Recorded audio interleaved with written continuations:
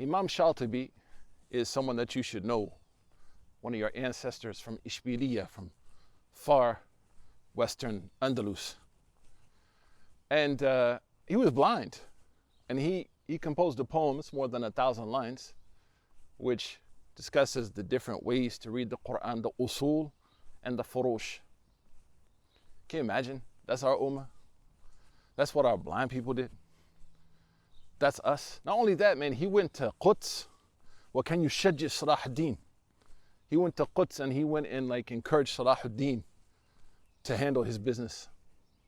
But in his poem, he says, وَعْلَمْ أَنَّ حَبْلَ اللَّهِ فِينَا كِتَابُهُ فَجَاهِدْ بِهِ حِبْلَ الْعِيدَ مُتَحَبِّلًا.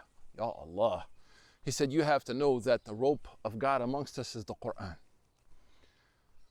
It's called Hablullah because the habl is something that you grab onto in a time of need to reach a goal, to accomplish something. And for us, the Prophet said that the Qur'an, Hablullahi mamdudu min as-sama', is the rope of God extending from the heavens that we are responsible for holding up. This is a good hadith. I say that because sometimes I find people like, oh, Qur'an is hard, or I struggle with it, but nobody struggles with Netflix. Nobody struggles to watch The Office. You know what I'm saying? Nobody struggles to play the new PS5. Why is it that shaitan and our nafs make us feel like the Quran is something we can't handle? But the Shaykh, he says, وَجَاهِدْ بِهِ. So make jihad with it. Meaning you got to make jihad against yourself to have a relationship with it. That's why Ibn al-Qayyim said about وَجَاهِدْ بِهِ جِهَادًا كَبِيرًا. وَجَاهِدٌ بِهِ جِهَادًا كَبِيرًا. That jahid bil Qur'an, and the form is mufa'ala. You know what I mean? Mushtaraka.